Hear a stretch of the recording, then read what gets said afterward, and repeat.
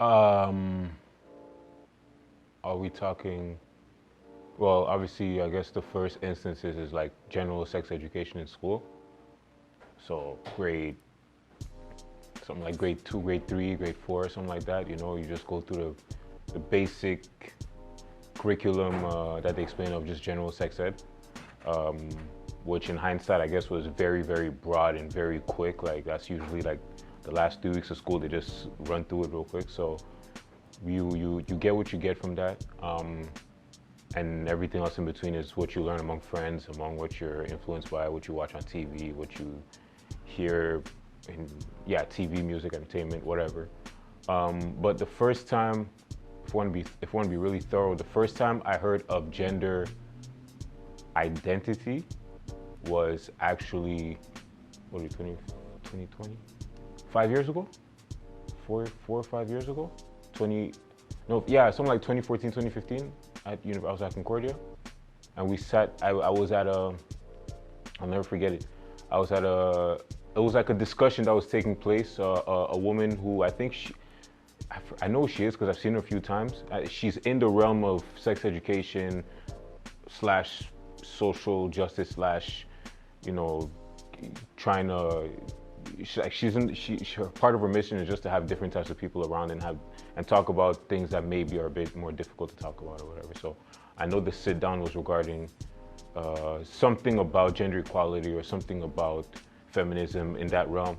So when I just decided to participate, I was just interested to see what they were going to talk about, and that's when she did like a round table, not a round table, but she sat everybody in a half circle so everybody can see each other and everybody can at least introduce themselves and everything. And she was like, okay, how I want you guys to do this is I want you to say your name, if you want, say your name, what you study and your age, if you want to, but at least your name and what you study and what you identify with. And then in my head, I was like, what do you mean? I was like, wait, what does she mean? So yeah, so what I mean by that is, you know, say your name, age, where you study, and if you identify as a he or a she. Because some people, you know, they may want to clarify that, and we want to respect that. And that created a light bulb in my head, because that was the first time I hear someone say, mention what you identify with. Because in my head, I'm like, wait, what does that mean? Somebody is there, she says her name is Ashley. Obviously, she's a she. Those are the quick things that come in my head. Then as people were going, they were saying it. And everybody, like, I made the assumption, and my assumption was right in the sense where everybody that I saw as a man said he, everybody saw as a woman said she. And that was really that. We were like maybe 15 people. But just saying that, well, from then it was like, okay, it's interesting. It was interesting. When I was a kid, I shared a room with my brother. We had a bunk bed.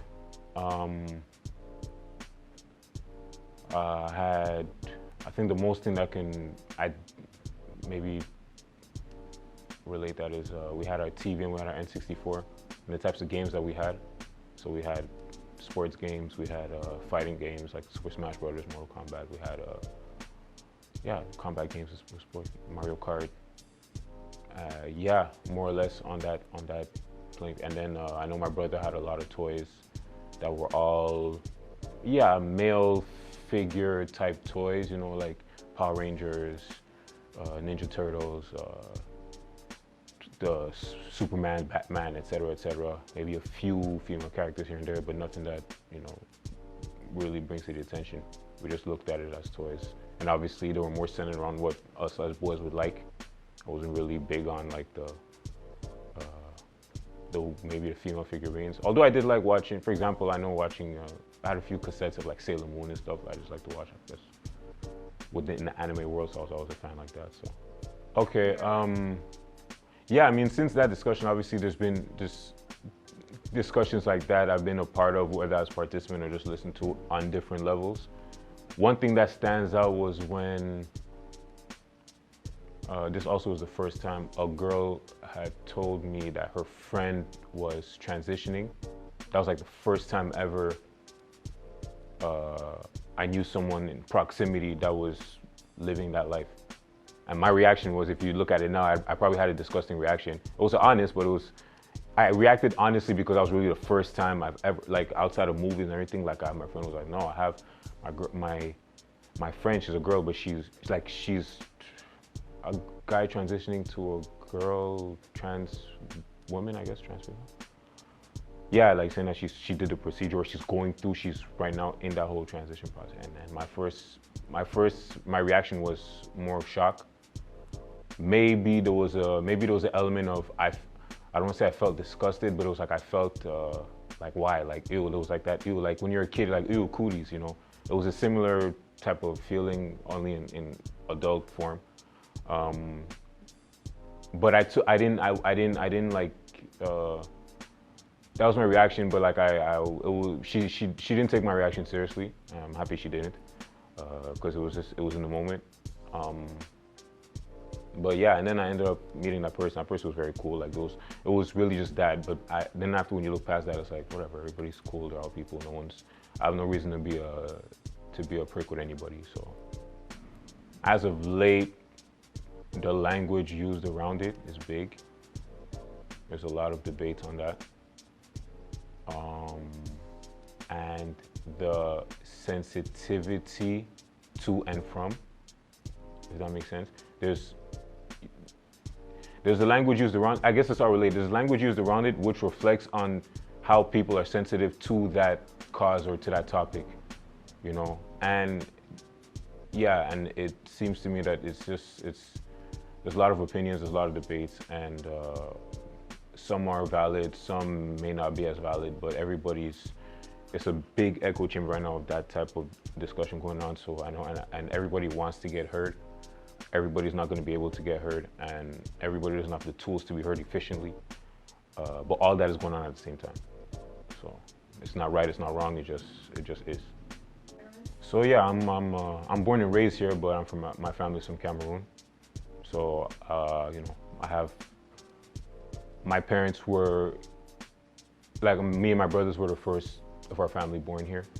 So everything, but you grow up in a household that is still very, you know, like you have an old school way of growing up, in a sense where your parents come as immigrants, so they bring the whole culture, and then you grow in that culture at home at least, and then you go outside, it's North America, you go back home, it's Africa. I'm sure a lot of first generation Canadians feel that way. So it's, and in that sense, the culture, at least in what I grew up in, it's very, when you have a old school way of being brought up in the culture you're from, there are certain topics that just aren't touched, or just you don't discuss about it, because why?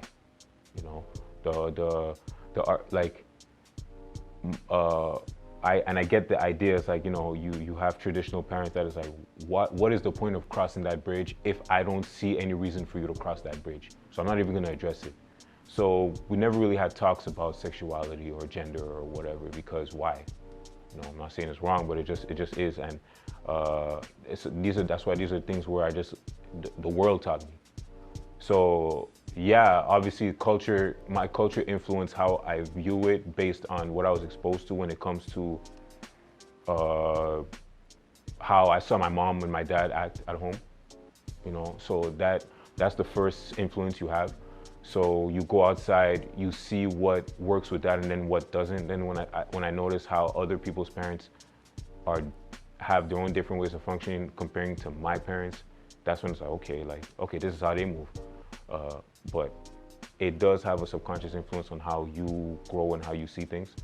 And I've always tried to understand that sometimes I'm influenced by it, maybe not to be too heavily controlled by it, but understand that you are influenced. And there's things that from my culture that I want to continue, I probably would perpetuate, that I would continue, that I see as maybe positive elements that I may take from it. And you always want to like try and let what might not be as positive go, but it's tough.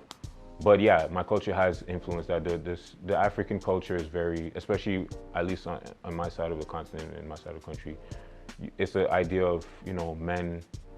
It's a stereotypical heterosexual way of seeing things, where men do certain things, women do certain things, and they both complement each other in that thing. But it's like, yeah, if you don't, there's no reason to go out of bounds on that, because why? You know, it's very conservative. It's very traditional based. I know my dad is very, his actions are based a lot on the tradition he grew up in Cameroon. Same thing with my mom. So, and I know as them being married in a tradition, like they grew up in Cameroon, and so they have certain traditional values that they still have today, and they work on, and that's like the common ground that they share. So it allows for that marriage to work. And I know sometimes that could be the reason why certain marriages don't work or certain relationships don't work, because the foundations are just so different. So, yeah, pretty straightforward. I'm a man, he, boy, whatever. I have the typical physical attributes of a man.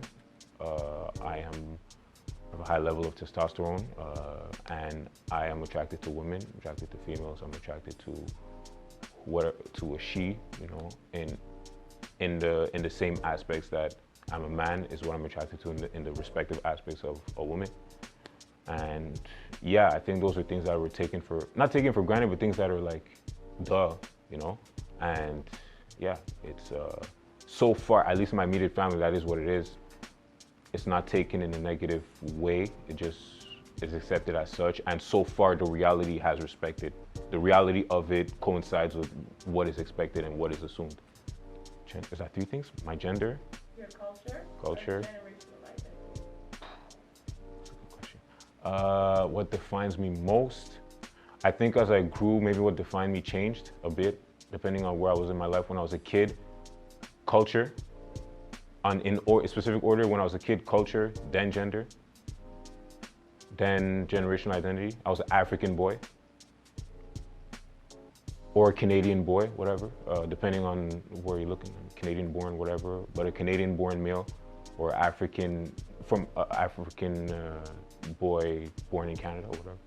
Then generational identity. That as I got older, I realized now maybe my generational identity defines me more than my culture and my gender, because you grow into your own person and then you start identifying what you like, what you don't like, and you have to understand the times you live in.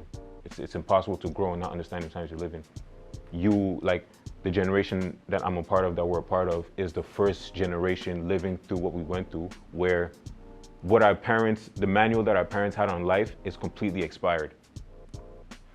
And so we can't even follow our parents' manual on life. We can't even follow their advice to a certain extent the way they could follow their own parents, because things were still very similar. So we're learning on the fly. Ever since we were born, we've been learning on the fly.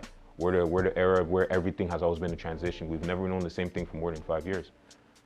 But the kids that are coming after us, whatever's happening now is more or less solidified in terms of how things are when it comes to technology, when it comes to politics, when it comes to how the world is right now being shaped.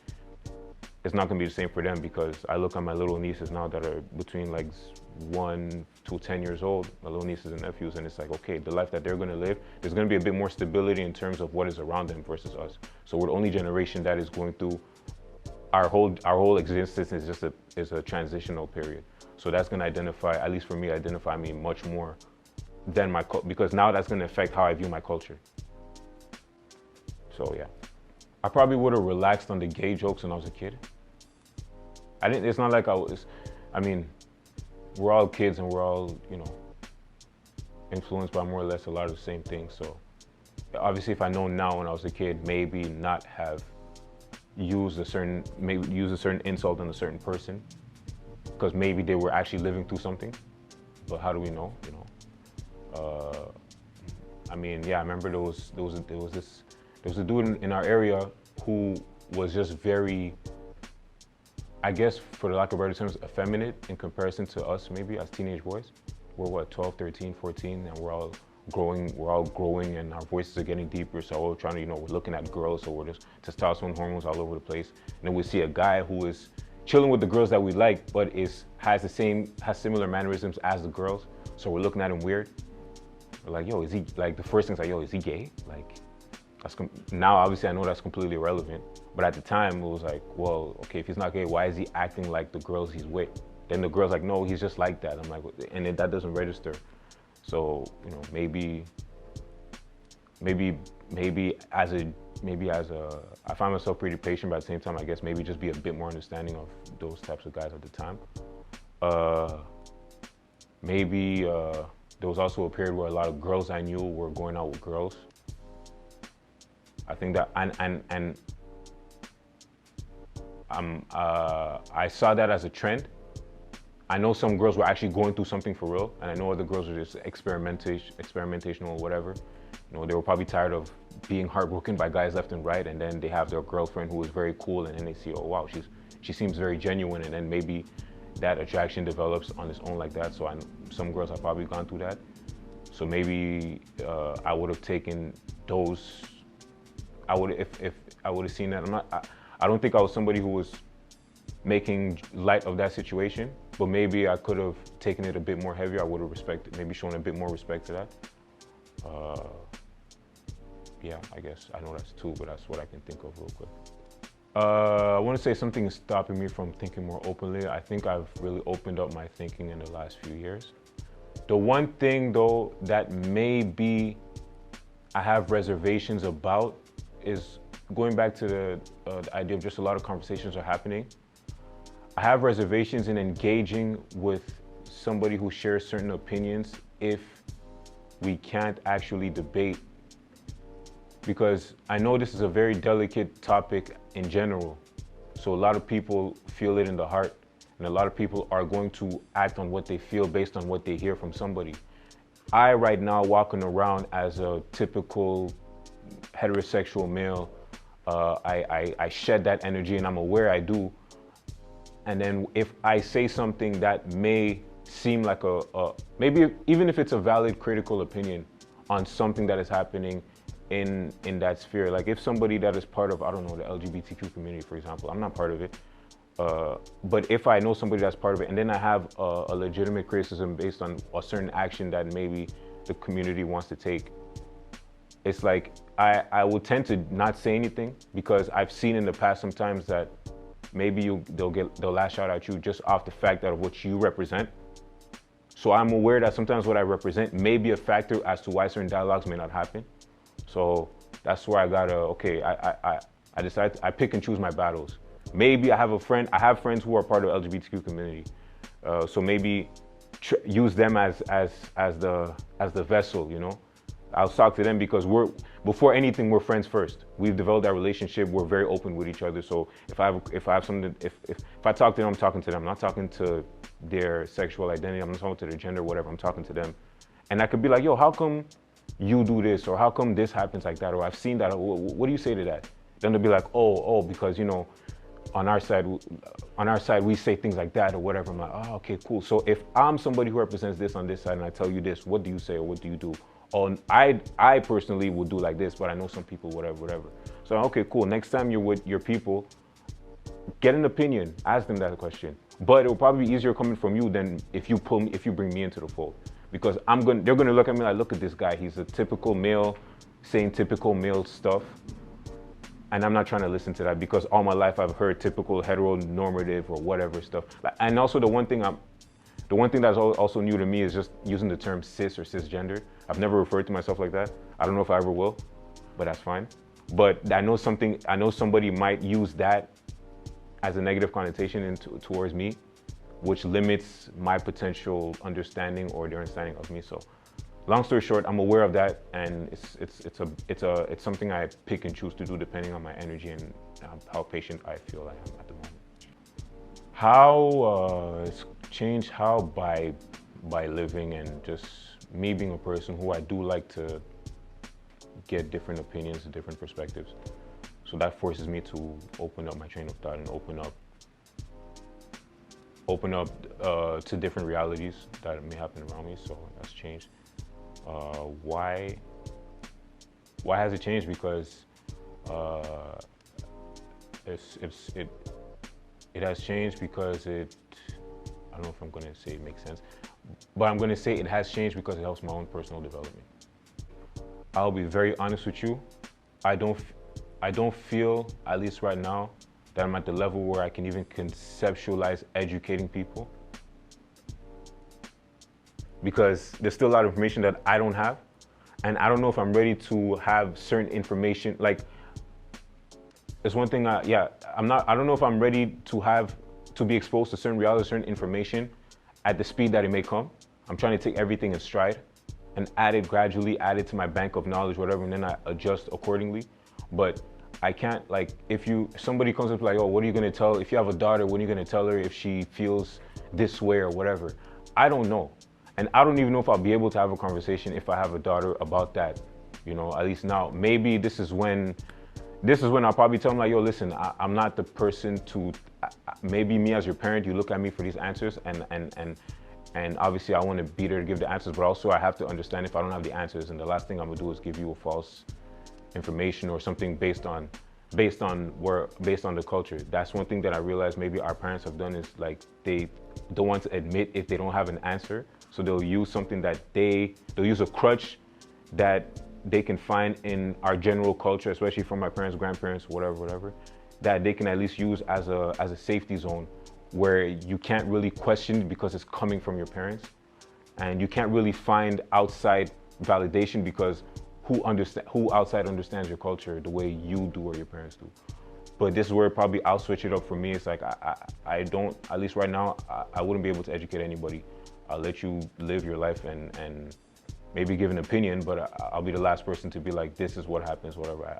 For me right now, I wouldn't be able to do that. Yeah. If I can pick the gender, or if I can't pick the gender? If I can. Okay. I mean, if I have a child, I think I'll probably pick to have a daughter first. But what was the follow-up? What are some of the lessons you? Oh, okay, yeah. So, some of the lessons. I think the one lesson I'll give, regardless of gender, but for preference to say, if I have a daughter, like I'll tell her, I'll be like, I would probably tell her, number one, that the world is big, and what I teach you inside applies inside but doesn't apply everywhere else, and this is where your critical thinking has to be sharp. Critical thinking has to be sharp, and don't expect to agree with everything. You shouldn't have to agree with anything, but that doesn't mean you should automatically disagree with everything. And just, listen, always listen, then assess, and then make an opinion or a conclusion. Yeah, listen first, I guess. Listen first and then assess, then you can speak if you want to. But, yeah. I'm going to do one thing to cover all 5 zones, is I'm going to set up a task force of people from each community to brief me on the issues, and then properly put them at positions to brief the general public.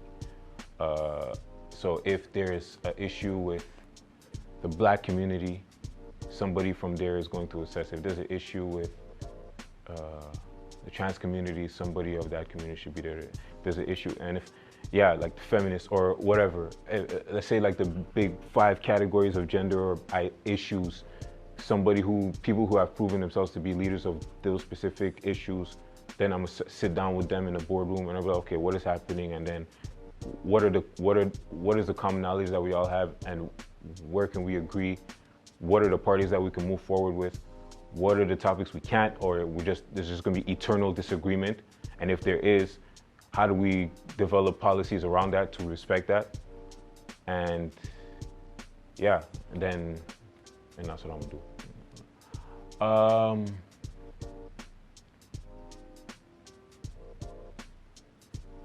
It's not gonna be too much of it. I mean, I'm gonna just continue learning as I go. I'm gonna continue learning as I go, and I'm gonna just try not to get in people's way. I think it's important to understand if you're in someone's way or not, generally speaking, but also especially in the gender identity topic, in the gender topic. People, to an extent, people do want to do what they believe is best for them, so try not to get in their way. However, I guess, look to be a bit more open to discussions gradually, but also, I guess, put more value in how I feel about things. even if it may rub people the wrong way, even if it may cause some friction, just because I represent a certain, if I represent the status quo, fine, but that doesn't mean everybody that represents the status quo is invaluable. So, yeah, when I speak, make sure, at least when I speak, it has value in it, and make sure when I listen that I actually listen to assess and understand. Yeah.